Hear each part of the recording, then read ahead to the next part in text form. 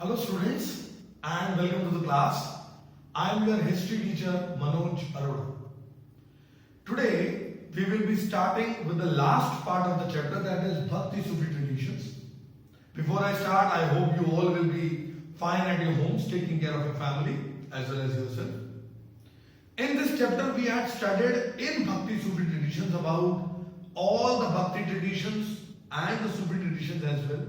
Today we are going to start with some of the religious heads, the religious leaders, those who had broken the social norms, those who talked about the worshipping of God with a new concept, without any rituals, without any caste system, and we are going to study that what message they had given to the society.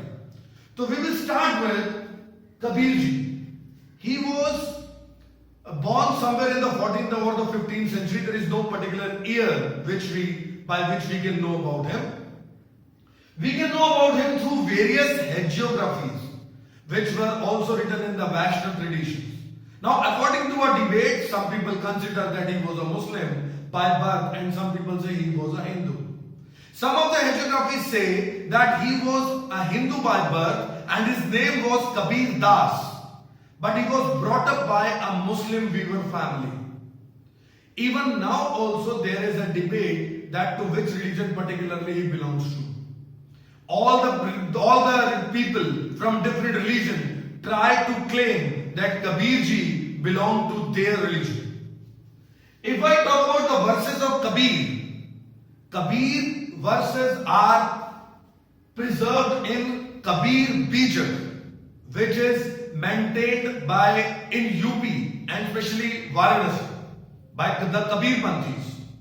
Whereas Kabir Granthavali is somewhere preserved in Rajasthan by the Dadu Panth. Whereas there are certain people, those who say that there are certain verses which are preserved in Adi Granth Sahib also. His poems were totally different from his contemporary people. He tried to bring the people out of the unwanted rituals. He actually wanted to worship God through heart. If we talk about his poems, they were written in various languages and dialects. He was trying to justify that to go for the Nirgun Bhakti. He always went for Nirgun Bhakti and Ulat Bansi. What does Ulat Bansi mean? Ulat Bansi means that which is going opposite of the normal, like the lotus which blooms without a flower, or an ocean raging with fire. Now these types of words he used. He did not move towards or bend towards any kind of particular religion. If he talked about the Sufi Zikr, at the same time he talked about the Brahmanas Naam Simran also, which shows that he did not bend towards a particular religion or showed his interest to the particular religion. Rather, he had used various ways in order to correct the people from both the religions. He had taken the concept of monotheism from Islam and tried to attack polytheism because he was against polytheism. He had used the Urdu words like Allah, Khuda, Hazrat. He had also used the Vedantic words like yogic, like alak, Brahman, and he had also used the yogic traditions word also like Shabd and Shunya, which tells that he had covered all the aspects. He considered all the religions as one, and he had not bent towards any particular kind of ritual or religion. He had opposed polytheism and idol worship also. As I told that he had always been towards the Nirgun Bhakti. He always wanted that the people should worship that Nirakar, that formless. Now his legacy is claimed by many. As I told that the Dadu Panth, the Kabir Panthis, and there are so many people, those who claim that Kabir ji belonged to their particular religion. His guru was Ramananji, it is said. But it is very difficult to believe on this because they both were not contemporary. It could only be possible that either one of them had a very long span of life, almost 200 years. Then only it could have been possible. But it is said in the hagiographies that his guru was Ramananji. Coming to the next is Baba Guru Nanak Dev Ji. He was born in 1469 till 1539. He was born in a Hindu family in Nankana Sahib. He was brought up, he was given the practice of trade as accountant. He also advocated Nirgun Bhakti. Now see that all the gurus, those who had come up, they were pressurizing on the Nirgun Bhakti and he opposed all kinds of rituals. He tried to tell the people to pray the God, which was called Rab. According to him, Rab had no gender. He always wanted the people to come in the congregation, that was called Sangat. He had put some rules for the congregation. He had kept the Sangat above all. He would say to recite the name of the God in Sangat through Shabad. He recited the Shabad. He had set the rules for the congregation. He was succeeded by Guru Angad Dev Ji. When he would use to sing the hymns, Mardana Ji would be associated or would accompany him on the Rabab. The fifth preceptor was Guru Arjan Dev Ji. Guru Arjan Dev Ji had compiled all the hymns which were given by Guru Nanak Dev Ji. The 10th Guru in the 17th century, Shri Guru Gobind Singh Ji, had covered up and compiled all the hymns till the 9th Guru, Guru Tegh Bahadur Ji, and compiled it in the form of Guru Granth Sahib Ji. It is considered that Guru Nanak Dev Ji never wanted to start a new religion, but his followers tried to bring themselves or differentiate themselves from the Hindus and the Muslims. Guru Gobind Singh Ji had given or founded the Khalsa Panth, and he had told all the Sikh to follow 5 Ks.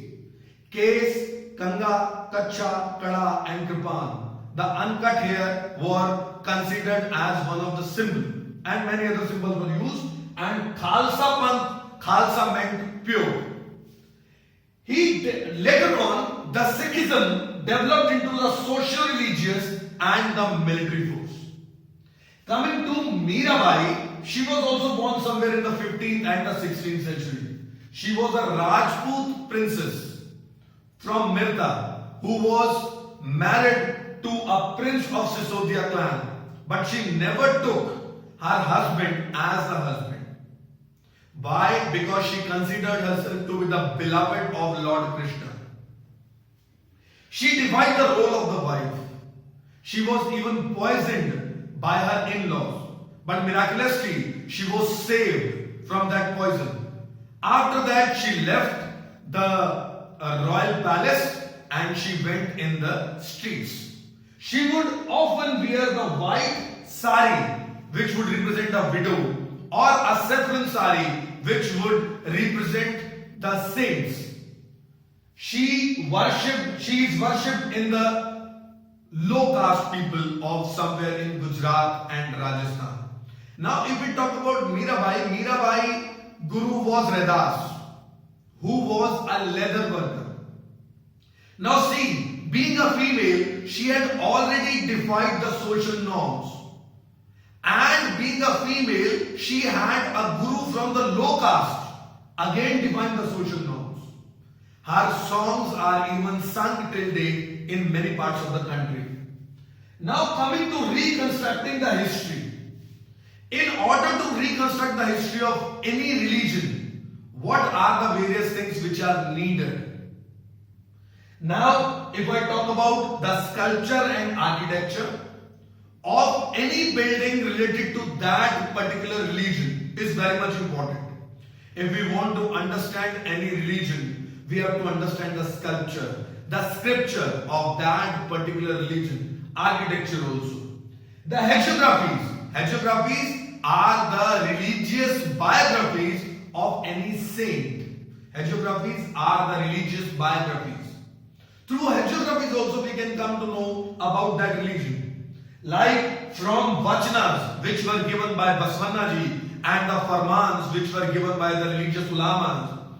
Each and every Farman or Vachana would tell about the concept followed in that particular religion. Familiarity with the language was also needed. If you want to understand about any language, if you want to understand about any religion, you must understand that language of that religion in which it was taught. And also you must have the awareness about the subtle changes which were going on in that particular religion. Religion is considered as something which unites us with God and never divides us. And these all gurus, these all saints, these all godly figures, I must say, these are all those who tried to bring the people on the right track, leaving the unnecessary rituals aside. With this chapter comes to an end. I request you to read the NCERT books, that is for sure needed. Give your maximum time in the studies. You have got enough time daily basis you have. If you have got any problem, please do mention in the comment box or come to online session which is arranged by the school at the daily basis. Please do like and subscribe the channel. Write your name, class and roll number in the comment box so that we can come to know about your attendance also. I wish you all the best. Thank you very much. God bless you.